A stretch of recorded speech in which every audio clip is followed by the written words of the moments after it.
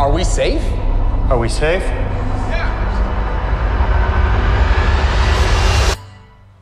I don't know. Marvel'ın yeni filmi olan Fantastic 4'ü İlk Adımlar filminin ambargosu dün gece saat 4 civarında kaldırıldı. Ama normalde filmin ambargosu 21 Temmuz civarında kaldırılacaktı. 22 Temmuz'da da zaten Türkiye galası yapılacak, bizler de filmi izleyecektik. Tabii yurt dışında galalar daha erken oluyor ve insanlar filmi şimdiden izlediler. Basın gösteriminde falan film gösterildi. Ve bunun sonucunda basın inanılmaz tepkiler verdi. Filmi o kadar sevdiler, o kadar beğendiler ki Marvel dahi böyle tepkiler beklemiyordu. Sonrasında Marvel bunu bir reklam pazarlama stratejisine dönüştürmeye karar verdi. Filmin ambargosunu normalden 4-5 gün daha erken kaldırmaya karar verdiler. Ve dün gece saat 4'te ambargo kaldırıldı. Ambargo kalkar kalkmaz da onlarca inceleme yayıldı. Ve dostlar, şimdiden söylüyorum, ben incelemelerin hepsini okudum ve ne yalan söyleyeyim bir tane bile olumsuz inceleme okumadım. Marvel'ın ambargoyu erkenden kaldırması kadar varmış. Bütün eleştirmenler hep bir ağızdan Fantastic 4'ü İlk Adımlar filmini övüyorlar. Gerçekten hem çok şaşkınım hem de aşırı heyecanlıyım. Filme dair zaten bir heyecanım vardı ama yorumlar beni daha da gaza getirdi. Filmin bu kadar sevilmesini Marvel dahi beklemiyordu abi, düşünsenize. Adamlar normalde 5 gün sonra kaldıracaklardı ambargoyu ama herkes o kadar sevdi, o kadar bayıldı ki bugünden kaldırmaya karar verdiler. Her neyse dostlar, ben şimdi bu videoda sizlere çıkan incelemeleri okuyacağım, eleştirilerden bahsedeceğim. Bakalım sizler de benim gibi heyecanlanacak mısınız? Hadi bakalım, hazırsanız başlıyoruz.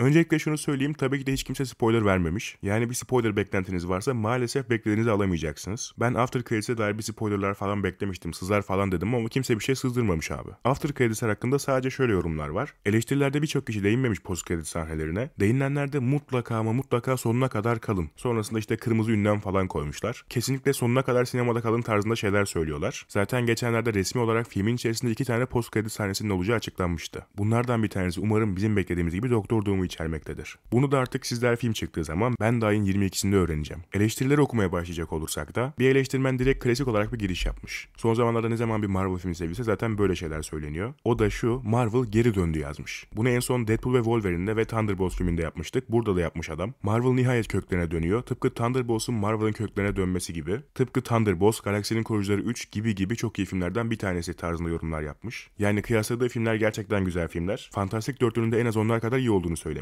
Hele ki zaten Thunderbolts benim için çok ayrı bir yapımdı. Fantastic 4'ü de en az onun kadar iyiyse gerçekten çok sevinirim. Bir diğer eleştirmen biraz daha uçmuş. Fantastic 4'lü sadece harika değil, aynı zamanda bir zafer. Yönetmenin bugüne kadar yaptığı en iyi işlerden bir tanesi tarzında bayağı övgüler dizmiş. Bahsedeceğim bir de eleştirmen bayağı uçmuş ve gelmiş geçmiş en iyi Marvel filmi olduğunu söylüyor. Fantastic 4'lü muhtemelen şimdiye kadar vizyona giren en iyi Marvel Studios filmi. Başroller inanılmaz performanslar sergiliyorlar ve eğer Marvel sinematik evreninin Endgame ile beraber bittiğini düşünüyorsanız bence bir kez daha düşünün. Özenle hazırlanmış ve türün en iyi klasiklerinden bir tanesi demiş Fantastic 4'lü için. Bak abi, bu adam beni gaza getirdi. Bu adam diğerlerine nazaran inanılmaz övmüş ve çok doğru noktalara değinerek övmüş. Normalde herkes Avengers Endgame filminden sonra Marvel'ın çöküşe geçtiğini söyler ya. Bu adam da ona gönderme yaparak bir kez daha düşünün diyor. Ve gelmiş geçmiş en iyi Marvel filmi olduğunu söylüyor. Belki de abartıyordur abartmıyordur bilemem. Ama her ne olursa olsun bu yorum beni aşırı heyecanlandırdı. Şimdi bu yorumlar, eleştiriler bizim heyecanımızı bayağı yükseltiyor. Beklentilerimizi bayağı arttırıyor ya. Normalde benim beklentim ortalama civarındaydı. Post kreditten beklentim yüksekti. Ama şimdi bu yorumlarla beraber filme dair beklentim de yükseldi. Acaba filmi beğenme ihtimalim daha da mı düştü? Bunu sadece ben değil, muhtemelen bu videoyu izleyen birçok insan düşünmüştür. Acaba beklentimizi yükseltmesek mi ya falan diyorsunuzdur. Ama şimdi okuyacağım eleştiride bu sorumuza çok güzel bir cevap verilmiş. Bu abimiz demiş ki Fantastic 4'ü inanılmaz bir film. Bu filme yüksek beklentilerle gidecek olursanız dahi aklınızın yine de başından gideceğinize emin olun. Karşımızdaki ürün o kadar iyi demiş. Aynı zamanda sonuna şunu da eklemiş: son sahneye mutlaka ama mutlaka kalın. Galiba bu adamın da bahsettiği şeyden sonra post kredide Doktor Doom'un gelme ihtimali daha da yüksek gibi görünüyor. Çünkü arkadaşlar, bu filmin post kreditinde Doktor Doom'u görmeseydik eğer kimse bu kadar tatmin olmazdı bence. İnsanlar bu kadar yükseliyorsa, bu kadar övüyorlarsa bunun bir noktada sebebi post kredi sahnesi de olabilir. Tamam, herkes filmi beğenmiştir, filmden memnun kalmışlardır. Ama eğer post kredi sahnesinde Doktor Doom olmasaydı beklentilerinize dikkat edin falan diyebilirlerdi. Beklentileriniz arşa çıksa dahi bu film beklentilerinizi karşılayacak. İşte ben bu söze çok güvendim. O yüzden de filme deli gibi heyecanla gideceğim.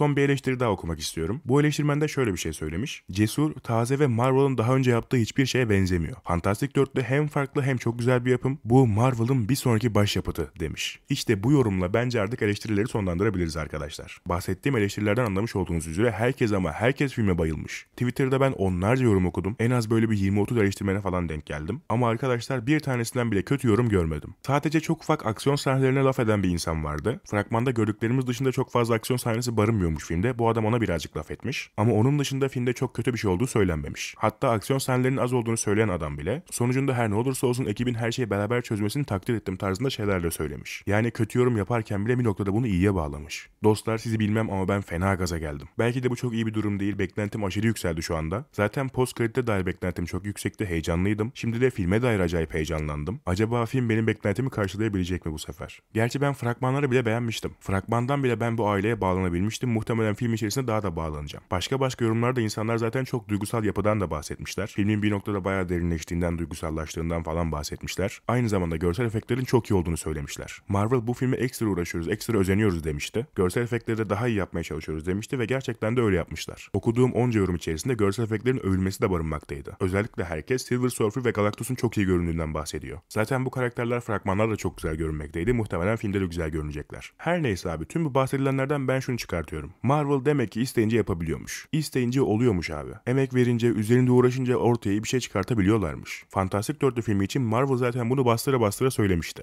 Bu film için çok uğraşıyoruz, bu filme ayrı bir özen gösteriyoruz, ayrı bir emek veriyoruz. Bu filmin iyi olması için elimizden geleni yapıyoruz diye adamlar bizim başımızın etini yediler zaten. Ve galiba gerçekten de başardılar. Verdikleri onca emek, onca ekstra çaba demek ki değmiş arkadaşlar. Bu da beni aynı zamanda Avengers Doomsday ve Secret Wars için rahatlatıyor. Tamam, henüz ben filmi izlemedim, ne olduğunu bilmiyorum ama en azından gelen yorumlara güvenecek ve onlara göre konuşacak olursak da Marvel isteyince iyi film yapabiliyor. Ve muhtemelen Avengers Doomsday ve Secret Wars'un da iyi olmasını isteyecektirler. Zaten o filmlere o kadar çok emek veriyorlar ki filmlerin iyi çıkabilmesi için bir sürü zaman aldılar bizden. Önce birer yıl ertelediler, sonrasında da aylarca ertelediler. 2026 Mayıs'tan Aralık'a kadar gitti Avengers Doomsday filmi. Bunun sebebi tabii ki de Marvel'ın filmi en iyi şekilde çıkartmak istiyor olması. Dostlar, bu arada tekrar söyleyeyim, ben filmi salı günü ön gösterimde izleyeceğim. Ve muhtemelen çarşamba günü de spoilersız video yayınlamış olurum. O yüzden videoyu kaçırmamak için bana abone olun bu arada. Artık Marvel'ın en güzel ve en safe zamanlarına geldik diyebiliriz. Eğer Fantastic 4 de iyi çıkarsa geriye sadece Avengers Doomsday için heyecanlanmak kalıyor. Avengers Doomsday için paylaşılan şeyler olacak, fragmanlar gelecek, TV spotlar gelecek. Marvel'ın bence en güzel, en heyecanlı ve en rahat zamanlarına giriyoruz. Adamların tek bir kurşunu vardı, o da Fantastic 4'lüydü. Fantastic 4'ü kötü çıkarsa Avengers için kimse heyecanlanmayacaktı. Ama eğer Fantastic 4 iyi çıkacaksa söylendiği gibi bence herkes Avengers Doomsday için deli gibi heyecanlanacaktır. Tabii ki buna ben de dahilim. Güzel, ben bu yorumları çok sevindim. Salı günü hele bir de ben izleyeyim. Sonrasında bir de benim yorumlarımı görürsünüz. Bahsedeceğim şeyler bu kadardı dostlar. Umarım memnun kalmışsınızdır. Kendinize iyi bakın. Hoşça kalın.